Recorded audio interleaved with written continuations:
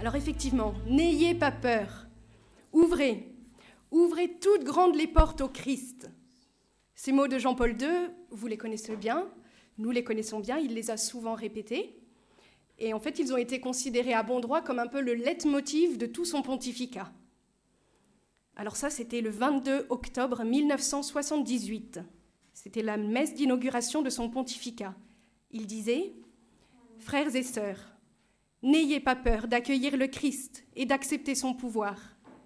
Aidez le pape et tous ceux qui veulent servir le Christ et, avec la puissance du Christ, servir l'homme et l'humanité entière. N'ayez pas peur, ouvrez toutes grandes les portes au Christ. À sa puissance salvatrice, ouvrez les frontières des États, les systèmes économiques et politiques, les immenses domaines de la culture, de la civilisation, du développement. N'ayez pas peur. Le Christ sait ce qu'il y a dans l'homme, et lui seul le sait. On avait appris qu'il venait de Pologne, commenta André Frossard. J'avais plutôt l'impression qu'il avait laissé ses filets sur les bords d'un lac et qu'il arrivait tout droit de Galilée, sur les talons de l'apôtre Pierre. Jamais je ne m'étais senti aussi près de l'Évangile. Car ce « n'ayez pas peur » s'adressait sans doute au monde où l'homme a peur de l'homme, peur de la vie, tout autant et peut-être plus encore que de la mort, peur des folles énergies qu'il tient prisonnières, peur de tout et de rien, peur quelquefois de sa propre peur. Mais c'était aussi, ou cela pouvait être, l'exhortation d'un disciple de l'aube chrétienne à ses frères appelés à rendre témoignage. Et tandis qu'il parlait, le souvenir du cirque de Néron, sur quoi Saint-Pierre est bâti, remontait sous les marbres. Nous traversons une période extraordinaire de fluidité historique, continue Frossard, vide de tout point d'appui moral ou rationnel, un intervalle de valeurs et d'idéologies liquéfiées, où la seule ressource de celui qui veut avancer est de marcher sur les eaux. L'homme de foi qui est à Rome, et de ceux qui ne craignent pas de répondre à l'appel qui vient de la barque du Christ. N'ayez pas peur, dit-il, et sa voix porte. Alors pourtant, on le sait, il y aurait eu bien des motifs d'avoir peur en cette année 1978, où Jean-Paul II accède à la chaire de Saint-Pierre. D'abord, nous sommes en pleine guerre froide entre les États-Unis et l'URSS, et la course aux armements entre ces deux grandes puissances fait peser sur le monde la menace d'une guerre atomique. En Europe de l'Est, liés depuis 1955 par le pacte de Varsovie, les pays du bloc soviétique sont sous le joug du communisme. Destiné à renforcer le glacis protecteur de l'Union soviétique sur sa frontière occidentale, le pacte de Varsovie a aussi servi à réprimer les velléités d'émancipation nationale des pays d'Europe de l'Est, comme le montrera en août 1968 l'intervention militaire en Tchécoslovaquie. Dans ces pays d'Europe de l'Est, la religion est considérée comme l'opium du peuple, la liberté religieuse n'existe pas et les chrétiens sont persécutés. Alors qu'il dresse le tableau du monde à cette époque, André Frossard écrit « Au conflit idéologique entre l'Est et l'Ouest s'ajoute l'antagonisme profond du Nord et du Sud, fait d'inégalités économiques, de rancunes post-coloniales et d'incompréhension mutuelle. Les relations entre les peuples reposent sur la volonté de puissance et l'intérêt, ce qui n'est pas nouveau. Ce qui est nouveau, c'est que le monde détient pour la première fois le moyen de se supprimer lui-même et de céder à cet attrait du néant auquel la religion seule peut l'empêcher de succomber. Or, la religion semble douter d'elle-même, la science également. L'homme s'est enfermé dans l'histoire, il ne la domine pas. Il a cru à l'humanisme, à la science, au progrès ou à toutes sortes d'idoles métaphysiques, tombées les unes après les autres en poussière. Maintenant, il ne croit plus à rien. Il n'attend plus aucune lumière ou compassion d'un quelconque ailleurs spirituel. En Europe de l'Ouest, nous sommes en pleine débâcle idéologique après la crise de 1968, crise morale autant que spirituelle. On le voit, on ne croit plus en la vérité, donc plus en Dieu, ni même en la science. De plus en plus, nous nous enfonçons dans une culture de mort. En France, par exemple, c'est l'heure de la loi Veil. D'un point de vue ecclésial, la phase post-conciliaire est douloureuse.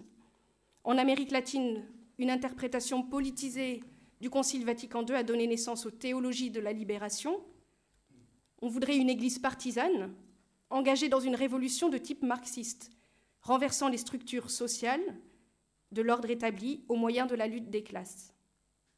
En Europe, c'est un peu tout le contraire. On cherche plutôt l'embrassade avec le monde, on veut sortir du ghetto, voilà, pour s'ouvrir, dit-on, à l'esprit moderne. Et dans ce contexte, le cardinal Ratzinger a dressé un bilan de la situation de l'Église, c'était une quinzaine d'années après le Concile Vatican II. Voici ce qu'il disait. Bien sûr, il reste des résultats clairement positifs, que l'on n'a pas le droit de minimiser. Mais il est des facteurs négatifs incontestables, très graves et dans une grande mesure inquiétants. Ainsi, le fait que nos églises, nos séminaires, nos cloîtres se soient vidés de plus en plus au cours de ces 10 dernières années peut apparaître évident à chacun par les statistiques s'il ne l'a pas remarqué par lui-même. Ou bien que le climat de l'Église soit devenu non plus simplement glacial, mais encore hargneux et agressif, cela n'a pas besoin de preuves compliquées. Que de toutes parts, les partis déchirent la communauté, cela appartient à notre expérience quotidienne et menace d'assombrir la joie d'être chrétien. Celui qui tient de tels propos est vite taxé de pessimisme. Il est exclu par là du dialogue. Mais il s'agit tout simplement de faits empiriques, et se trouver dans la nécessité de le nier dénote déjà non plus un simple pessimisme, mais un désespoir secret. Voilà, donc à cette situation pour le moins difficile, il faut ajouter que peu après le décès de Paul VI, la mort prématurée de Jean-Paul Ier a provoqué la stupeur dans l'Église, on ne s'y attendait pas du tout. En témoignent les notes du cardinal Martin, préfet de la maison pontificale. Il écrivait « 29 septembre 1978, mort subite de Jean-Paul Ier, stupeur. Longueur du pontificat, 33 jours. L'espace d'un sourire, selon l'heureuse expression d'un journaliste. Mais il lui a suffi de ces quelques jours pour conquérir tous les cœurs. » On comprend bien, après cet aperçu du monde au moment de l'élection de Jean-Paul II, que Jean-Paul II ait pu répondre aux questions d'André Frossard, donc dans ce livre « N'ayez pas peur », en disant « Nous avons des raisons de redouter cet avenir. Nous avons des raisons de craindre que le visage qu'il nous dévoilera ne soit plus terrible que tout ce que nous connaissons du passé. Et pourtant, il nous dit aussi « N'ayez pas peur ». Pourquoi ? Parce que dans les desseins de la divine providence, il n'y a tout bonnement pas de coïncidence, affirme-t-il. En effet, quand on regarde un peu les circonstances, nombreux sont ceux qui ont vu dans les circonstances particulières du conclave d'octobre 1978 la possibilité d'innover après 5 siècles de papes italiens. Le choc spirituel provoqué par la mort de Jean-Paul Ier, la difficulté de choisir parmi les cardinaux de l'Europe de l'Ouest, divisés entre les 2 factions post-conciliaires, progressistes, traditionnalistes, ou encore parmi les cardinaux du tiers-monde, c'était encore trop tôt. Wojtyła apparaissait comme un Européen d'un autre monde. L'Église polonaise, église d'un pays en prière, était forte, alors que l'Église universelle se trouvait en pleine crise. Wojtyła était connu à l'échelle internationale comme au sein de la Curie. De plus, c'était un expert en matière de communisme, lequel représentait une menace pour le tiers-monde où vivaient pour moitié les catholiques. Telle était l'analyse, en tout cas, d'un journaliste et d'un poète polonais. Et puis surtout, il faut le reconnaître, Dieu attendait et avait préparé le cardinal Wojtyła à sa mission de pape. D'abord, c'était un fils de la Pologne, pays qui avait été plusieurs fois rayé de la carte, mais qui s'est toujours relevé, grâce essentiellement au maintien de sa culture, enracinée dans la foi catholique. Et dès le début de son histoire, donc c'était avec le baptême du prince Mieszko en 966, ce pays d'Europe centrale avait choisi la chrétienté latine plutôt qu'orientale, et en parlant une langue slave avec un alphabet latin. La Pologne a donc toujours été un pont entre les deux grands univers chrétiens, oriental et latin, et un pont aussi entre l'Europe de l'Est et l'Europe de l'Ouest. La Pologne possède en outre une très grande tradition de liberté religieuse, même et surtout pendant les grandes guerres de religion qui ont déchiré l'Europe. C'est un pays où l'esprit humain a toujours eu la primauté sur le reste. Et Jean-Paul II est un digne fils de la Pologne. Tout cela va permettre au pape Jean-Paul II de dire, au jour de son intronisation comme pape, « Sur le siège de Pierre monte aujourd'hui un évêque qui n'est pas romain, un évêque qui est fils de la Pologne. Mais dès cet instant, il devient lui aussi romain. Oui, romain. Il l'est aussi parce qu'il est fils d'une nation dont l'histoire, depuis ses plus lointaines origines, dont les traditions millénaires sont marquées par un lien vivant avec le siège de Pierre, fort, ininterrompu, profondément ancré dans les sentiments et dans la vie. Une nation qui est demeurée toujours fidèle à ce siège de Rome, ô dessein inscrutable de la divine providence. »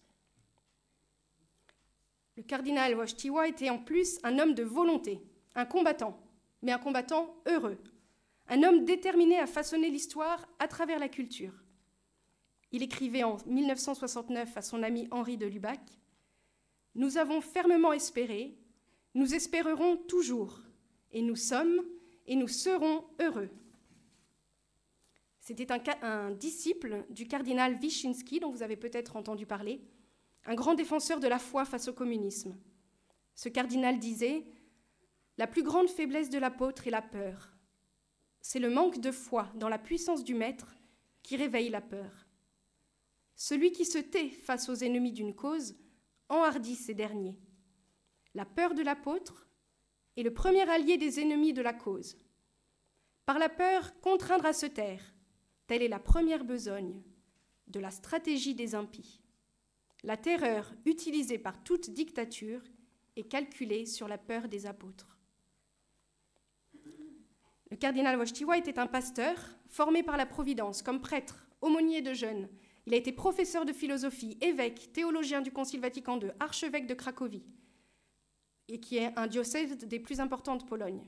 Et dans toutes ces situations, il a montré qu'une direction ferme était encore possible au milieu des tensions et des désordres post-conciliaires, et cela malgré les pressions extérieures. Et par-dessus tout, c'était un homme de foi. Sa foi n'aura pas été une facette de sa personnalité ou une dimension de son intellect, écrit George Weigel. Sa foi est lui, au plus intime de l'intime de son être. Et André Frossard, quant à lui, dit qu'en lui, l'Évangile, la vocation et la personne ne font qu'un, ce qui n'est pas un cas fréquent, et c'est cette cohésion intérieure, littéralement nucléaire, qui le fait rayonner. De plus, il avait une grande confiance en l'Esprit Saint. Il a affirmé que si l'Esprit Saint appelait au diocèse de Pierre un cardinal qui possédait 7 expériences et 7 formations, cela signifiait sans doute que cette formation était utile à l'Église universelle. Et comme chacun sait, pour conclure sur le chapitre de la foi, on sait qu'il avait une totale confiance en la protection de la Vierge Marie, surtout dans les moments difficiles de l'histoire de l'Église.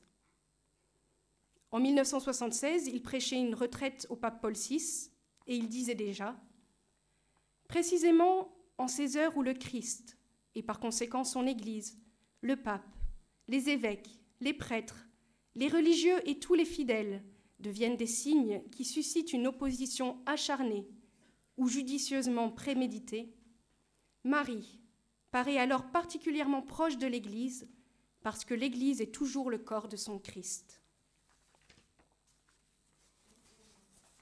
Tout cela a donc permis au pape Jean-Paul II de dire avec conviction à l'aube de son pontificat « N'ayez pas peur ». Il a su redonner confiance à l'Église, et le cardinal Martin le souligne. Voilà ce qu'il raconte dans ses souvenirs. Accent vigoureux du pape à l'homélie. On sent un chef. Impression de sécurité et de confiance.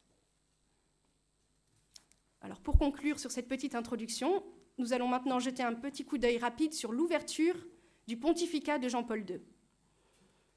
Dans l'homélie de sa messe d'intronisation, le pape Jean-Paul II, comme vous l'avez entendu, demanda d'ouvrir au Christ les frontières des États, les systèmes économiques et politiques, les immenses domaines de la culture, de la civilisation, du développement, tout cela pour libérer l'homme racheté par le Christ. Il mit la priorité sur l'éducation des consciences et la conversion de la culture, comme il le fait savoir aux représentants du corps diplomatique qu'il a reçu 4 jours seulement après son élection.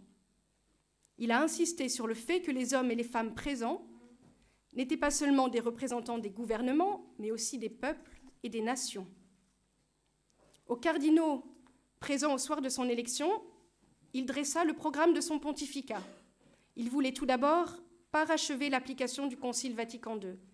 Il disait que c'était un événement de la plus haute importance dans les presque 2 siècles d'histoire du catholicisme. Et c'était là répondre aux attentes du cardinal Ratzinger. En effet, suite à l'analyse que je vous ai citée précédemment sur la crise de l'Église après le Concile Vatican II, le cardinal Ratzinger concluait « Que le Concile devienne ou non une force positive dans l'histoire de l'Église, cela ne dépend qu'indirectement des textes et des organismes.